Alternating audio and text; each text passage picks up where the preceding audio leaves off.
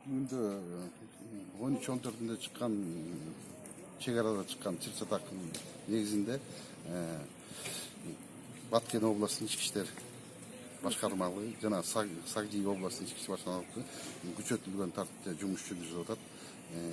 Жана тажик вице-премьер айтып кеткендей, чогуу биргелешкен тергөө тобу түзүлгөн. Ошо 13-14 болгон иштер боюнча текшерүү иштерин жүргүзүп атат.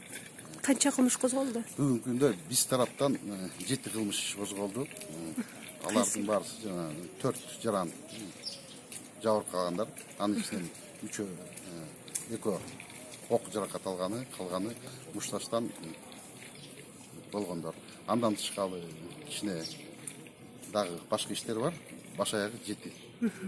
Азыр мына кыргыз тараптын жана унааларын күйгүзүп, жанагы дүкөндөрүн күйгүзгөн учурлар болгондо ушуларга дагы кылмыш козголду. Дүкөндөр күйгөн маал болгон эмес, бир унаа күйүп кеткен. Бир унаа. Ал боюнча иш козголду. Бир унаанын да кичине дөңгөлөк күйгөн. Прицеп мындай айтканда. Алар боюнча бүт болгон кылмыш десек болот. Бизде жаңы боюнча ошо жоруктар да бар ачында. Жорук десек. Ошолорго бүт баарына кылмыш кылды. Баш аягы 7 кылмыш иштери тергелип атат. Азыр кыргыз тажик милициялары биргеликте баягы патруль жүргүзүп атышат да. 13-14 болгону ошо жолугучлардын негизинде жана жолугучлардын негизинде биргелешкен патруль түзүлгөн.